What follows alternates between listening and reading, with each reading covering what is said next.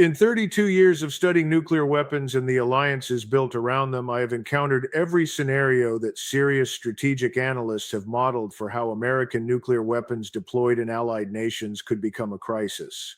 Russian seizure, terrorist capture, accidental detonation, host nation government collapse. Every scenario, every one of them involved an adversary or a catastrophe. Not one of them involved a NATO ally. Not one of them involved a government that has been a member of the Atlantic Alliance since 1952. Not one of them involved the second largest military in NATO deciding that 50 American nuclear weapons stored on its soil were more valuable as a bargaining chip than as a security guarantee. That scenario arrived at 3:19 this morning. Turkish armed forces units acting under orders from the office of President Recep Tayyip Erdogan moved to secure the perimeter, the access infrastructure, and the physical custody arrangements of Incirlik Air Base in southern Turkey. Incirlik Air Base, where the United States has maintained a forward deployment of approximately 50 B-61 nuclear gravity bombs since the 1960s under the NATO nuclear sharing arrangement. The Turkish units did not attack the American personnel at the base. They did not attempt to access the weapon storage vaults, the hardened underground facilities whose combination locks and permissive action links require American codes that Turkish forces do not possess. They did not need to. They surrounded the base, controlled every access point, cut the external power supply, and transmitted a message to the American base commander that the Turkish armed forces had assumed security responsibility for Incirlik Air Base pending resolution of what Erdogan's office described as outstanding disputes in the American-Turkish strategic relationship. Outstanding disputes, that is the diplomatic language for a NATO ally holding 50 American nuclear weapons hostage.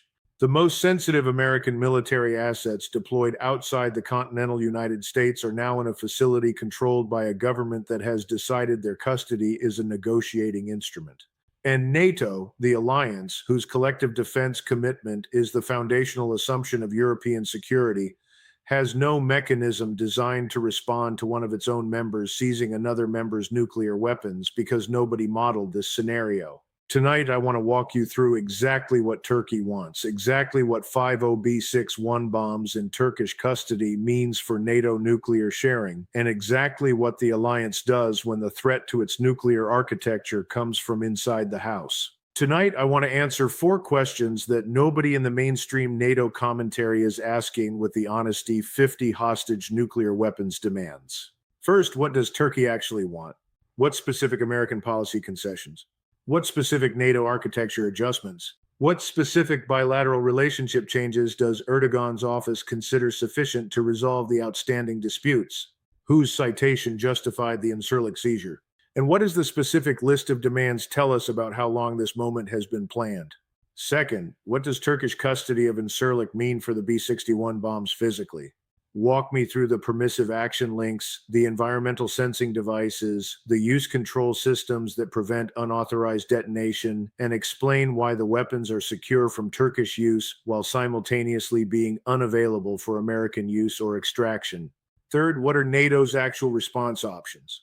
Walk me through every mechanism the alliance possesses for responding to a member state action that violates alliance obligations and explain why each mechanism is either too slow, too destructive of the alliance itself, or too dependent on Turkish cooperation to be effective against a government that has already calculated those limitations into its action.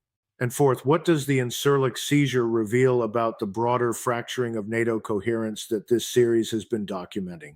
And what does the specific combination of Turkish action, American nuclear custody loss, and NATO institutional paralysis tell us about the alliance's ability to function as a collective defense organization under the strategic pressure this conflict has generated? Stay with me because the answers describe a NATO crisis whose implications for every American nuclear commitment in Europe extend far beyond the 50 weapons at Incirlik. If you came here for the analysis that takes a NATO ally holding American nuclear weapons hostage as seriously as the alliance's foundational assumptions demand, subscribe now. Hit like. Share this with anyone who assumed NATO's nuclear sharing arrangements were protected by the alliance itself. Leave your assessment in the comments. I read everyone. Now let us get into this completely. Let me start with Turkey's demands because understanding what Erdogan wants from the Incirlik seizure is understanding the strategic calculation that made seizing 50 American nuclear weapons rational from a Turkish perspective. The demands transmitted through diplomatic channels in the hours following the seizure are specific, detailed, and reflect a level of preparation that distinguishes them from improvised crisis demands. These demands were written before the seizure.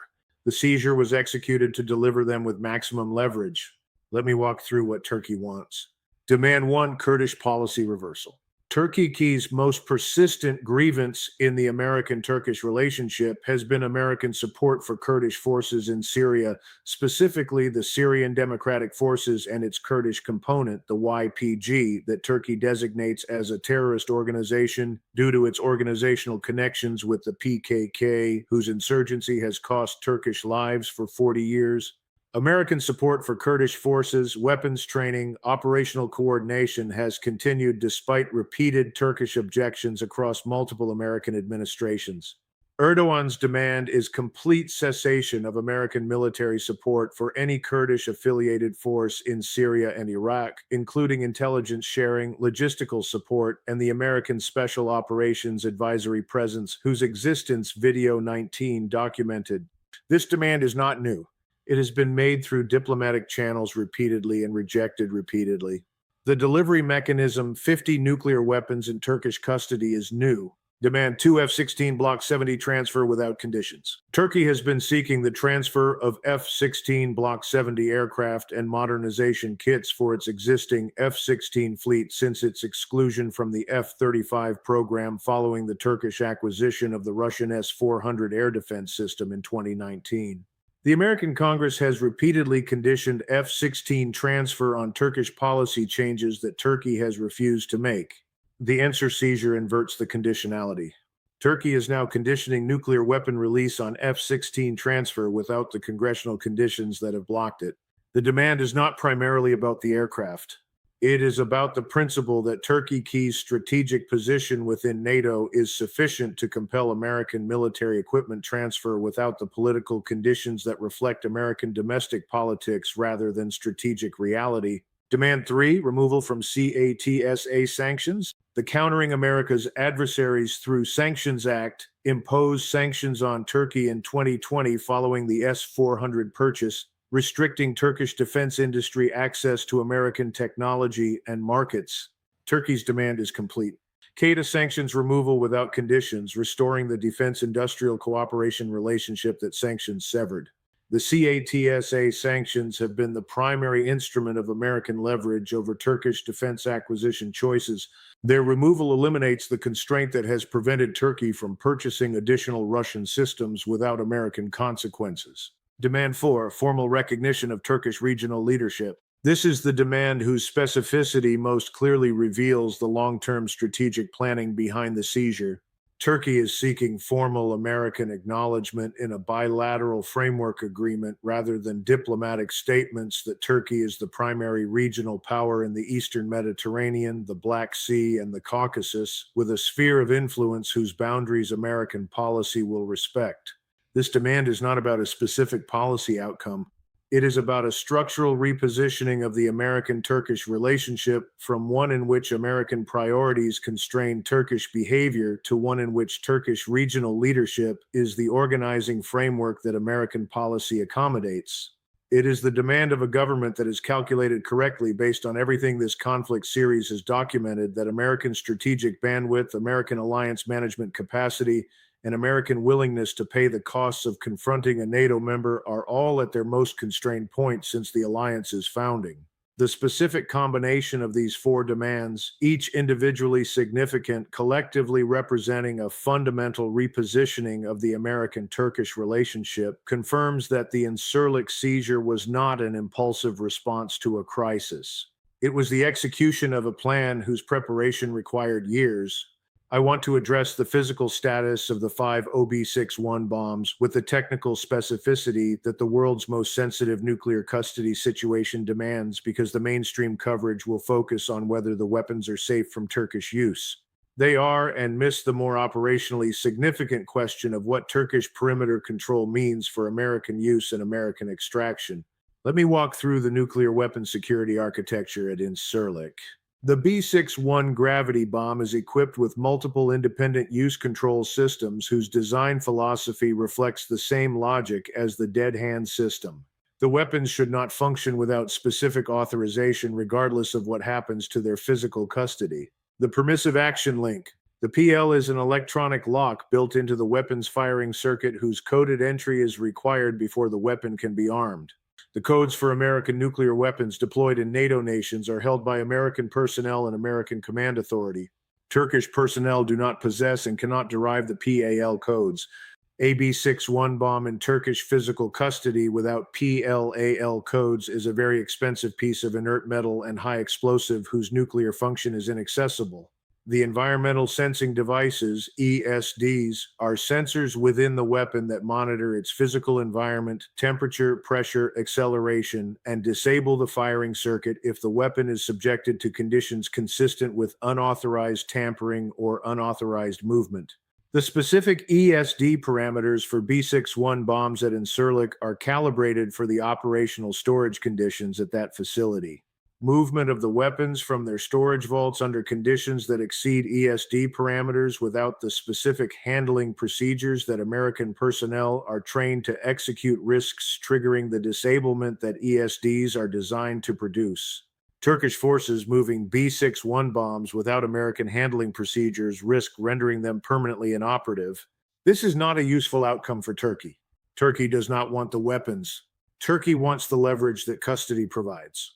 The stronglink/weaklink architecture. American nuclear weapons are designed with what nuclear engineers call a strong link/weaklink architecture, a design philosophy that ensures the weapon is highly resistant to unauthorized detonation under any conditions while remaining susceptible to deliberate destruction to prevent capture. The weak link components, the parts of the weapon specifically designed to be easily destroyed, allow American personnel to render the weapons permanently inoperable if capture is imminent.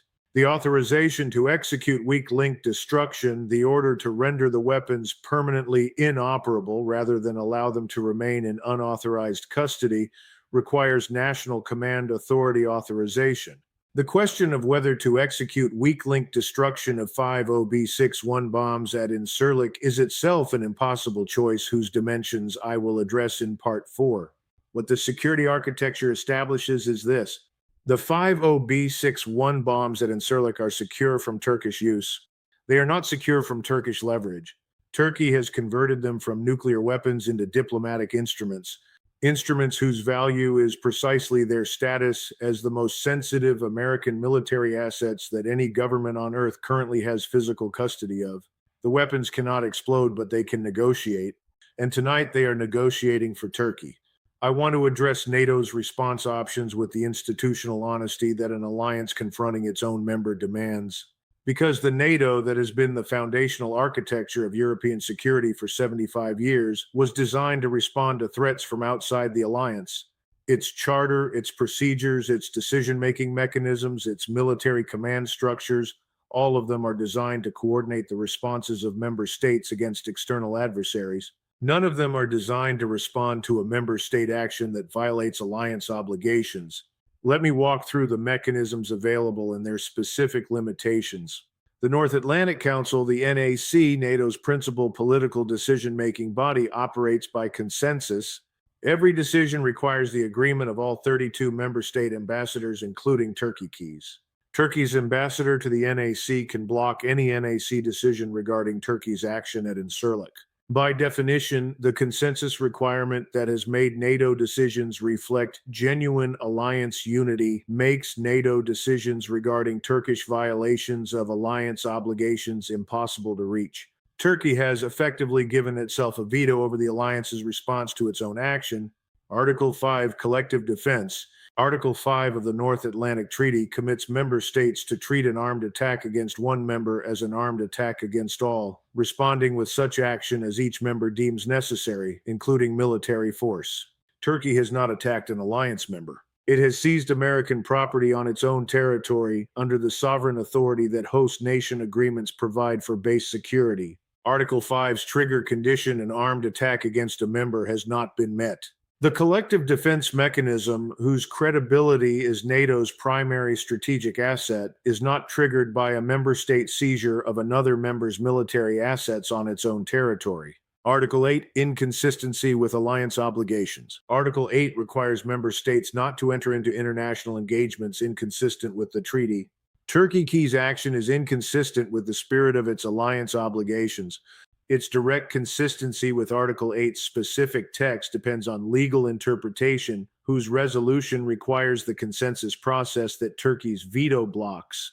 The legal mechanism for addressing Turkish obligation violations is blocked by the political mechanism Turkey controls, suspension or expulsion. NATO has no formal procedure for suspending or expelling a member state. The treaty contains no expulsion mechanism. Creating one would require a treaty amendment whose ratification by all member states, including Turkey, is impossible. Turkey cannot be expelled from NATO. It can only be persuaded, pressured, or accommodated. Bilateral military action. The United States could conduct a military operation to recover the B-61 bombs by force, inserting special operations forces or conventional military units to extract the weapons from Incirlik over Turkish armed forces opposition. This option involves American military forces conducting combat operations against Turkish armed forces, the second largest military in NATO on Turkish sovereign territory. The military operation is feasible. Its consequences are the permanent destruction of the NATO alliance. An America that conducts combat operations against a NATO member to recover nuclear weapons has demonstrated that alliance membership does not protect against American military action. Every NATO member updates its security calculation in the same direction simultaneously. The recovery option recovers 50 weapons. It destroys the alliance that gives those weapons their strategic context. The cumulative assessment of NATO's response options is the most institutionally honest thing I can say about this crisis. NATO has no adequate response mechanism for a member state action of this nature. Not because its architects were incompetent, because they assumed that member states would not take actions of this nature. That assumption has been falsified this morning. I want to address the decision architecture that the Incirlik seizure has created with the operational precision that its specific impossibility demands. Because the American president facing this situation does not face one impossible choice. The situation has generated three simultaneous impossible choices whose interaction produces a decision space whose complexity exceeds every previous nuclear crisis in American history. Impossible choice 1. Meet Turkey's demands or lose the weapons. Meeting Turkey's demands, Kurdish policy reversal, F-16 transfer, CAATSA sanctions removal, formal regional leadership recognition provides the concessions that release the weapons. It also demonstrates to every NATO ally, every American partner, and every adversary government on Earth that seizing American nuclear weapons produces American policy concessions. The precedent that Turkey's success establishes is more strategically damaging than the loss of 50 B-61 bombs. Refusing Turkey's demands preserves the principle that nuclear weapon seizure produces no concessions. It leaves 50 American nuclear weapons in Turkish custody on an indefinitely extended timeline whose endpoint depends on Erdogan's assessment of whether his demands will ever be met. The refusal option preserves the principle. It abandons the weapons. Impossible choice 2. Extract the weapons by force or accept permanent loss. A military extraction operation that recovers the 5 OB-61 bombs by force destroys the NATO alliance and establishes that American military action against alliance members is possible. Accepting permanent loss of 5 OB-61 bombs in Turkish custody accepts a nuclear custody situation whose indefinite continuation with American weapons under the physical control of a government pursuing an increasingly independent foreign policy represents an ongoing nuclear security risk. The extraction option recovers the weapons. It destroys the institutional context that makes European nuclear security possible. Impossible choice 3. Execute weak link destruction or maintain Turkish leverage. Ordering the weak link destruction of the 5 OB-61 bombs, permanently rendering them inoperable to deny Turkey their leverage value, eliminates Turkey's negotiating instrument. It also permanently destroys 50 nuclear weapons whose replacement requires production capacity and rare earth supply whose availability, video 22 documented, has been constrained to 5 to 15% of normal rates. 50 nuclear weapons permanently destroyed cannot be replaced within any timeline relevant to the current strategic environment. The weak link destruction option eliminates Turkish leverage. It permanently reduces the American nuclear arsenal by 50 weapons at the moment of maximum strategic pressure from every direction.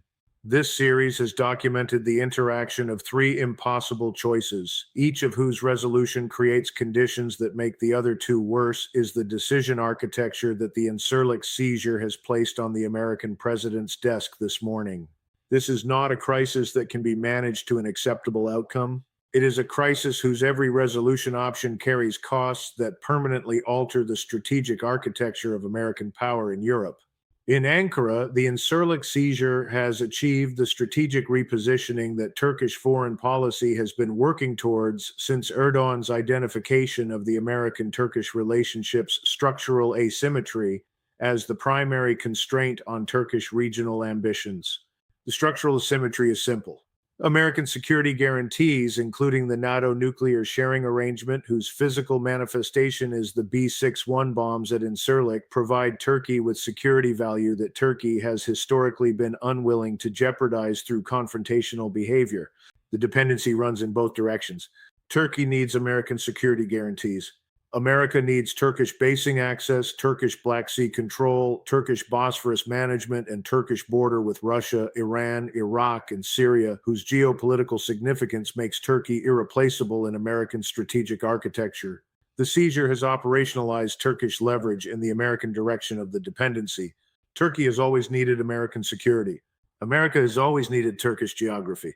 The seizure establishes that Turkish geography, specifically the geography that contains 50 American nuclear weapons, is a negotiating instrument whose activation produces American concessions. In Moscow, the Incirlik seizure is the NATO fracture that Russian policy has been working toward through every escalation this series has documented, but achieved through Turkish sovereign action rather than Russian military pressure.